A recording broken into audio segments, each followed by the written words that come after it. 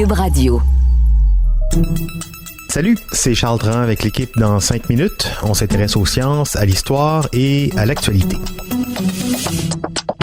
Aujourd'hui, on parle des opioïdes. La crise des morts liées aux surdoses de cette substance psychoactive dure depuis plusieurs années et ça prend malheureusement de l'ampleur au Québec. La pandémie de COVID-19 a augmenté l'isolement de bien des gens. Donc, leur stress et tout ça a contribué à favoriser une consommation qui peut provoquer donc une dépendance ou une surdose. Il faut dire que c'est un problème qui peut concerner n'importe qui. Beaucoup de personnes ont recours aux opioïdes sous forme de simples médicaments, la morphine, la méthadone, le fentanyl. Lorsqu'ils sont pris comme le prescrit un professionnel de la santé, ils peuvent soulager la douleur. Par exemple dans le cas d'un cancer. Mais ils peuvent aussi être achetés sur le marché illicite sans information sur leur composition et leur qualité, et là, ça devient dangereux. Alors, comment ça agit, ces opioïdes? Comment quelques grammes de produits chimiques peuvent affecter à ce point notre corps? Baptiste Zapirin nous explique tout ça avec en prime les étapes pour sauver une victime de surdose avec la naloxone. Les opioïdes sont de puissants analgésiques, des antidouleurs. Que vous preniez de la morphine, du fentanyl, de la codéine ou de l'héroïne, le principe est toujours à peu près le même. Les molécules circulent dans le sang et vont aller se fixer sur des protéines qu'on appelle récepteurs opiacés. Ça, c'est des récepteurs qu'on retrouve notamment sur les cellules nerveuses du cerveau, de la moelle épinière, des intestins et d'autres parties du corps. Quand ça se produit, quand ces molécules donc vont se fixer sur les récepteurs opiacés, mais les opioïdes bloquent les messages de douleur envoyés par la moelle épinière au cerveau. Le cerveau n'est donc plus au courant qu'on a mal, ou très peu, et notre corps est relâché.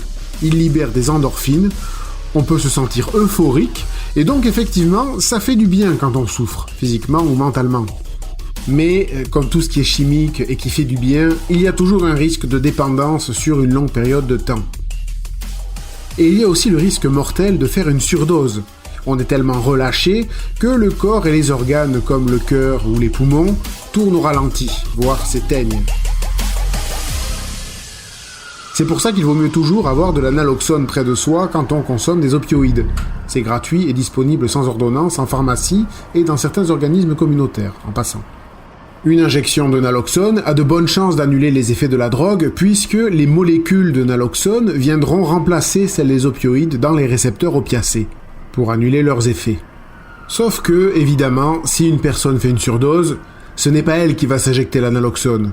C'est vous qui êtes juste à côté. C'est à vous de la sauver. Il faut agir vite, mais encore faut-il repérer les signes de la surdose. Il y en a 3. La victime ne réagit pas au bruit, elle ne réagit pas à la douleur, et sa respiration est lente ou ronflante, voire inexistante.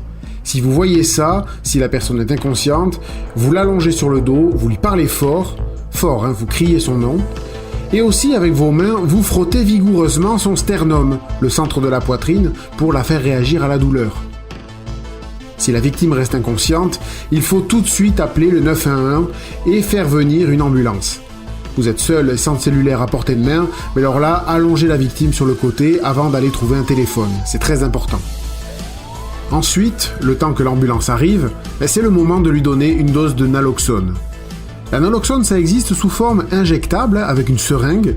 On retire le capuchon ou on casse l'ampoule, on aspire le produit avec la seringue, puis on plante la seringue dans le muscle de l'épaule ou de la cuisse à 90 degrés et on injecte. Ça peut même se faire à travers des vêtements légers. Mais la forme la plus connue, c'est sans doute la naloxone intranasale, sous forme de vaporisateur, injecté dans la narine de la victime. C'est un gros vaporisateur, on le tient avec 2 doigts en haut et le pouce en bas, prêt à appuyer sur le piston. Pour donner la dose, la victime est allongée sur le dos, et d'une main vous soutenez sa tête au niveau du cou, et de l'autre vous approchez le vaporisateur d'une narine, sans forcer, et quand c'est dedans, pchit, vous appuyez. C'est un vaporisateur, quoi. Sauf que toute la dose y est, donc il ne faut pas l'essayer dans le vide et échapper un peu de produit, on fait pchit juste au moment d'injecter le médicament. Voilà, normalement la personne devrait reprendre conscience, mais si jamais elle ne réagit pas, on lâche pas. Il faut lui faire des compressions thoraciques, vous savez, pousser au centre de sa poitrine, environ 5 cm de profondeur, alors rapide, 2 poussées par seconde, Et si vous connaissez les manœuvres de réanimation cardio-respiratoire, la RCR, c'est encore mieux. Et si la victime ne réagit toujours pas au bout de 3 minutes, on passe à la deuxième dose de naloxone, dans l'autre narine cette fois. Et puis on répète les compressions après. Alors c'est vrai que tout ça, ça peut être un moment stressant pour vous, mais il faut garder courage et s'accrocher encore un peu. À ce stade, l'ambulance ne devrait plus tarder. Et oui, et ces premiers gestes en attendant l'ambulance peuvent faire toute la différence. On le rappelle, la naloxone, c'est gratuit et disponible sans ordonnance en pharmacie et dans plusieurs organismes communautaires aussi. J'ajoute également qu'il n'y a aucun risque judiciaire à appeler le 911 quand on est en présence d'une personne qui fait une surdose.